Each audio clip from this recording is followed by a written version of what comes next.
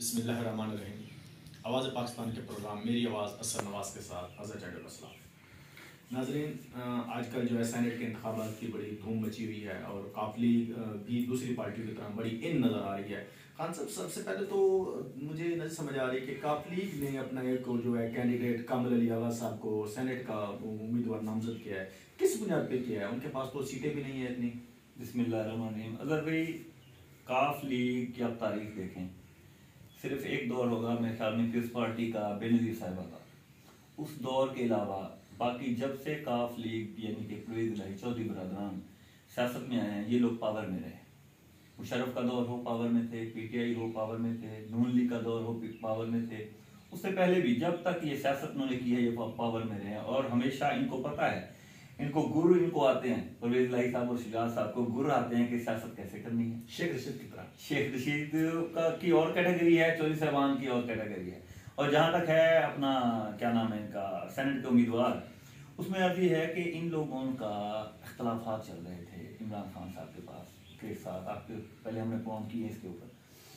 उन इख्तलाफात में अब इमरान खान साहब गए हैं फंस। सेनेट का इलेक्शन है और सेनेट की आपको पता है कि बुनियादी हैसियत है कानून साजी में। जो भी बिल असेंबली में पास होता है उसके बाद सेनेट से पास होने के बाद ही कानून बनता है। तो इनको अशद ज़रूरत है अपना सेनेट में मेंबरान की। और इनको पता है कि पंजाब में काफ लीग के बगैर हम कामयाब नहीं हो सकते क्योंकि सीटें ही इतनी कम है। इन्होंने बुज़दार साहब सीएम साहब पर इन्होंने कोशिश की कि उनके पे एतमाद किया कि वो अपने मामला को संभालेंगे। बुज़दार साहब उसमें कामयाब नहीं हुए, या ये कह लें कि उसमें नाकाम हो गए हैं। इनके पास चौधरी साहबान के अलावा जहांगीर खान तरीन साहब थे जो पंजाब के मामला संभालते थे, लोगों के सपोर्ट मिल के साथ लेके चलते थे। लेकिन ये हुआ कि जहांगीर तरीन साहब भी साइड पे हो गए। अब इनके पास ऑप्शन थे परवेज़ इलाही साहबान और चौधरी सरवर साहब, और ये उनकी मुखालफत मोल नहीं लेना चाहते, इसलिए इन्होंने उनको शायद ऑफर कराई सीट की।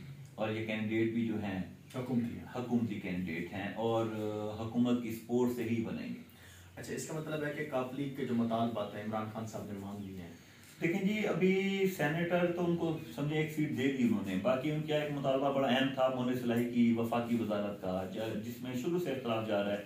इमरान खान साहब ने शुरू से ही इनकार कर दिया था कि अगर आपने वजारत लेनी है तो वो शुजात साहब के बेटे के लिए लें, मोनिस इलाही के लिए ना लें। और उस पहले दिन से ही इख्तलाफ जारी था। अब देखते हैं कि बर्फ़ पिघली है तो उसमें इसकी सेनेटर के अलावा वफाकी वजारत भी मिलती है या नहीं मिलती। लेकिन और बात आपको बता दूं कि पंजाब में जो उन्होंने कमेटी बनाई है सेनेट इलेक्शन के लिए, उसमें परवेज़ इलाही, उस्मान बुज़दार साहब और चौधरी सरवर गवर्नर पंजाब, इन तीनों का इन्होंने एक कमेटी बनाई है कि इन्होंने कैंडिडेट भी फाइनल करने हैं और साथ कंपेन भी इन्होंने करनी है। और बल्कि मैं बड़ा रात ना हंस रहा था इस बात पे कि इमरान खान साहब ने कम्बिनेशन बनाया है कि जट्टों की तरफ से जो उनका मेन बंदा इस टाइम पावर में है वो चौधरी सरवर साहब हैं जट बरादरी से, उन्होंने वो ले लिया अपना, सॉरी अरिंग बरादरी से चौधरी सरवर साहब को ले लिया, जट बरादरी से परवेज़ इलाही साहब हैं, वैसे भी पूरे पंजाब में वो नुमाइंदगी करते हैं जटों की, और सराकी बैठ से उन्होंने उस्मान बुज़दार साहब को ले लिया। कम्बिनेशन तो उन्होंने ठीक बनाया। अब देखते हैं उसका रिजल्ट क्या निकलता है आगे। जी बिल्कुल। तो दूसरी ये बताएं कि जो सीएम बुज़दार साहब थे ये काफ लीग के बहुत ज़्यादा करीब थे, आजकल भी उतने करीब हैं या हट चुके हैं? नहीं, अगर भी अब वो पोजीशन नहीं है। उसकी वजह यह है कि परवेज़ इलाही साहब ने बहुत ताउन किया सीएम से, बल्कि एक दो बार तो इख्तलाफात हुए पार्टी में ही। पीटीआई के कुछ एमपीएस थे जिन्होंने इख्तलाफात किए सीएम से, तो परवेज़ इलाही साहब खड़े हो गए उस्मान बुज़दार साहब के साथ। लेकिन जो अब हालात हैं उसमें मुझे नहीं लग रहा। उसकी वजह यह है कि अब परवेज़ इलाही साहब को पता चल गया है कि सीएम साहब इमरान खान साहब की मर्जी के बगैर हिलते भी नहीं है। जो इनको ऑर्डर वहाँ से आता है ये वो ही करते हैं, तो हमें इसका क्या फ़ायदा कि हम इनकी सपोर्ट करते रहें। बहरहाल हैं तो करीब, लेकिन उतने नहीं हैं जितनी स्टार्टिंग में पहला एक दो साल जो थे उसमें बहुत करीब थे ये एक दूसरे। अच्छा, अभी जो हालिया सेनेट इंतखाबात होने हैं इनमें क्या जेके जहांगीर खान तरीन का भी कोई किरदार होगा? अभी जहांगीर तरीन खान साहब आए थे वापस, उसमें जब वो वापस आए उस वक्त ये ख्याल था लोगों का कि ये आ गए हैं तो या इनका इमरान खान से डील हो गई है, या फिर ये इमरान खान साहब के खिलाफ जो ये अपोजिशन की तहरीक चल रही है उसमें किरदार अदा करें। लेकिन जो ही वो वापस आए, एक दो दिन वो नजर आए, उसके बाद फिर वो शानशीन में चले गए।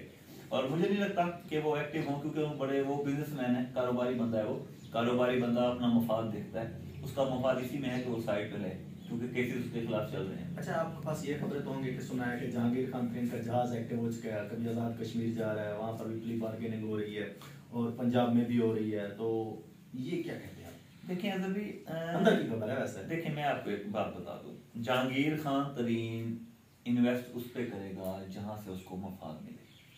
इस वक्त उनका इन्वेस्ट करना, मैं इस खबर को गलत समझता हूँ, इस वक्त उनका इन्वेस्ट करना जो है वो बिल्कुल फजूल है।